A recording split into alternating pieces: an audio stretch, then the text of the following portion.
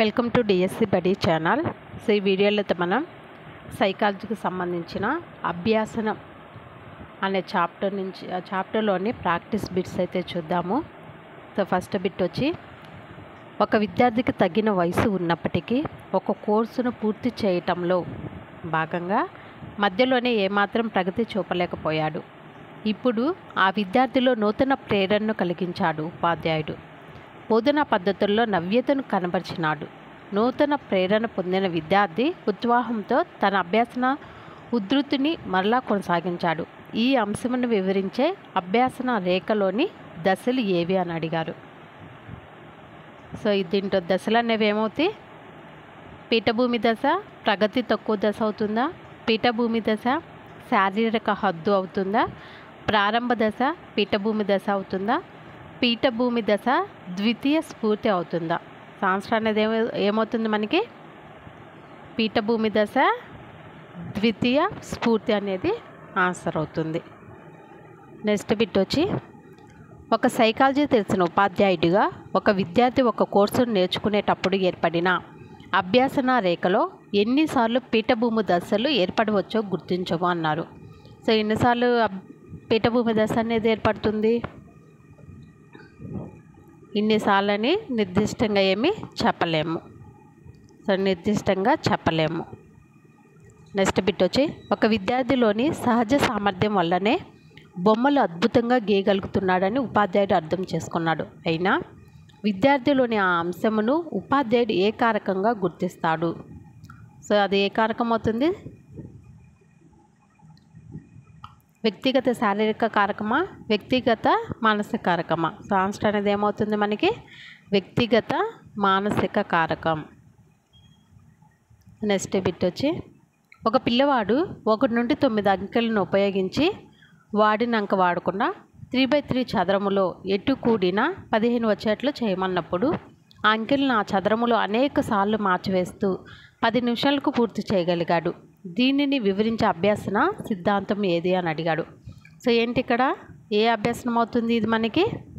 యత్నదోష అభ్యాసన సిద్ధాంతం అవుతుంది. సో చేస్తూ ఉండగా దాంట్లో తప్పులు అనేవి తగ్గించుకుంటా వచ్చి ఆన్సర్ అనేది మనకు వస్తుంది కాబట్టి యత్నదోష అభ్యాసన సిద్ధాంతం. నెక్స్ట్ బిట్ వచ్చి, రక్తమును చూసి భయపడే 8 సంవత్సరముల రాము ఎర్రని పెయింట్ చూసినా ఎర్రని తిలకం చూసినా భయపడుతూ ఉన్నాడు. ఈ ప్రవర్తన వివరించే పావులో నియమంను గుర్తించము అన్నాడు. సో ఏమవుతుంది ఇది? ఉద్దీపన విచక్షణ అవుతుందా? ఉద్దీపన ఉన్నత క్రమ నిబంధనం అవుతుందా? ఉద్దీపన సామాన్యకరణం అవుతుందా? ఉద్దీపన పునర్బలనం అవుతుందా? ఆన్సర్ అనేది ఏమవుతుంది మనకి? ఉద్దీపన సామాన్యకరణం అవుతుంది.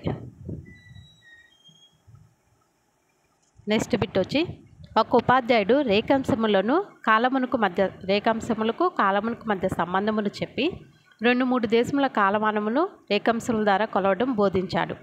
మరో 5 దేశముల యొక్క కాలమానం కొలవటం ఇంటి పనిగా చేసుకురమ్మని విద్యార్థులను ఆదేశించాడు. ఈ కృత్యమును వివరించే తారండైక్ నియమం ఏది అన్నాడు. సో ఏ నియమం అవుతుంది? అది సంసిద్ధత నియమం అవుతుందా? అభ్యాసన నియమమా? ఫలిత నియమమా? సాదృశ్య నియమమా? సో ఆన్సర్ అనేది ఏమవుతుంది మనకి? అభ్యాసన నియమం అవుతుంది.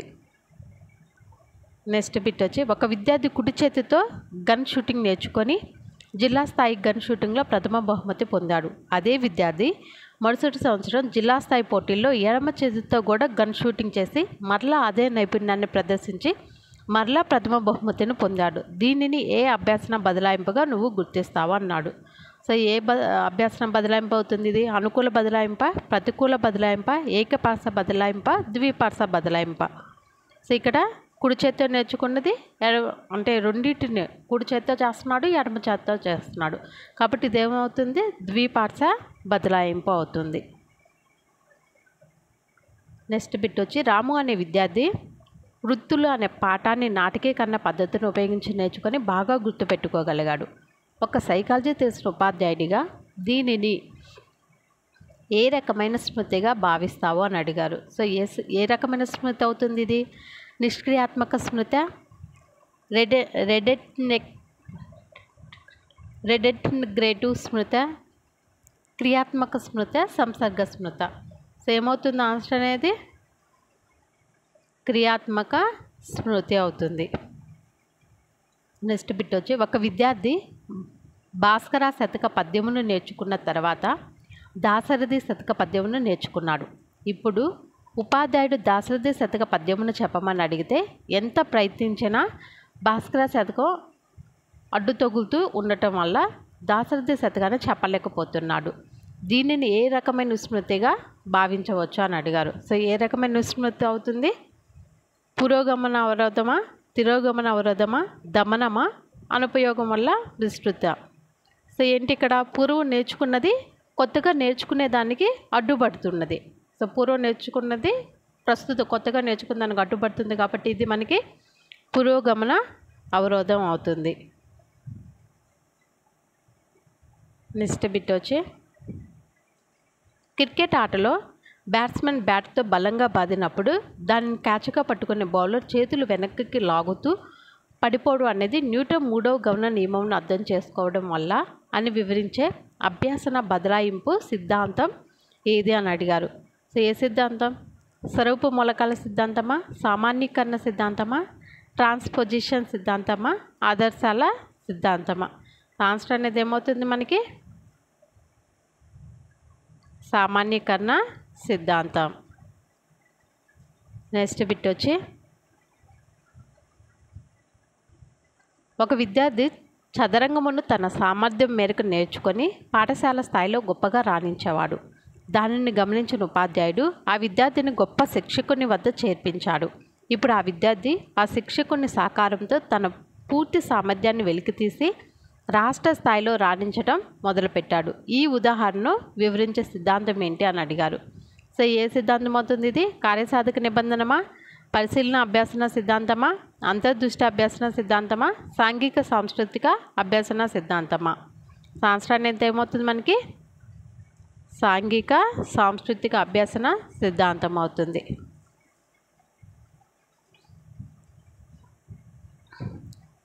నెక్స్ట్ బిట్ వచ్చి, ఒక విద్యార్థి ఇతరుల స్నేహాన్ని పొందడం కోసం సేవా లక్షణాన్ని అలవర్చుకున్నాడు. దీని వలన అతనికి చాలామంది స్నేహితులు దగ్గరయ్యారు. ఈ విధంగా తన స్నేహం అనే అవసరాన్ని విద్యార్థి సంతృప్తి పరుచుకున్నాడు. పైగా సైకాలజీ తెలిసిన ఉపాధ్యాయుడిగా ఈ విద్యార్థి మాస్లో ప్రకారం ఎన్నో అవసరాన్ని సంతృప్తి పరచుకోగలిగాడు. సో ఎన్నో అవసరాన్ని సంతృప్తి పరచుకోగలిగాడు? 3వ అవసరాన్ని. నెక్స్ట్ బిట్ వచ్చి, విద్యార్థుల అభిరుచులను గుర్తెరిగి వారిని తగిన రంగం వైపుకు మళ్లించాలని భావించే ఉపాధ్యాయుడు ఏ రంగంపై దృష్టి సారించాలని భావిస్తున్నావు? దీనికి ఆన్సర్ వచ్చి మనకి భావావేశ రంగము. నెక్స్ట్ బిట్ వచ్చి, ఒక విద్యార్థి ఒక విషయమును పునరభ్యసించటంలో 7 ప్రయత్నములను పొదుపు చేయగలిగాడు. మొదట ఆ విషయం నేర్చుకున్నట్టుకు అతడికి 28 ప్రయత్నములు పట్టినవి. అయినా ఆ విద్యార్థి ధారణలో నిల్వ చేయలేకపోయినది ఎంత శాతము అని అడిగారు. దీని కరెక్ట్ ఆన్సర్ వచ్చి మనకి ధారణలో నిల్వ చేయలేకపోయినది 75%. నెక్స్ట్ బిట్ వచ్చి, రాము అనే విద్యార్థి ప్లేగ్రౌండ్లో ఆడుకుంటూ ఉన్నప్పుడు సుబ్బు అనే మరో విద్యార్థి అతడిని బలంగా ముందుకు తోయటంతో ఒక బలమైన రాయిపై పడిపోయి అపస్మారక స్థితిలోకి వెళ్ళిపోయాడు. ఒకరోజు తర్వాత స్పృహలోకి వచ్చిన రాము తన పేరు, తనకు సంబంధించిన వివరములు ఏవి గుర్తుకు రాక చెప్పలేకపోతున్నాడు. దీనిని ఏ రకమైన విస్మృతిగా భావించవచ్చు అని అడిగారు. సో ఈ రకమైన విస్మృతిని ఏమంటాము?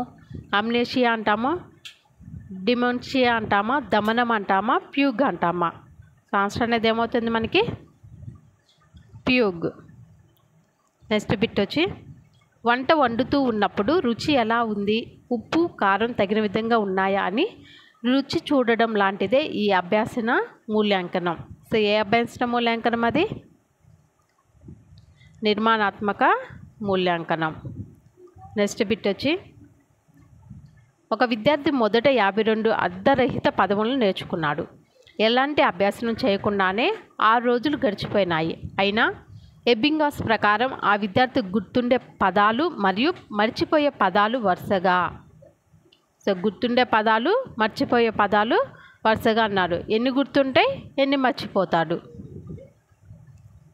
సో మనకు ఆన్సర్ వచ్చి గుర్తుండే పదాలు 13, మర్చిపోయే పదాలు 39.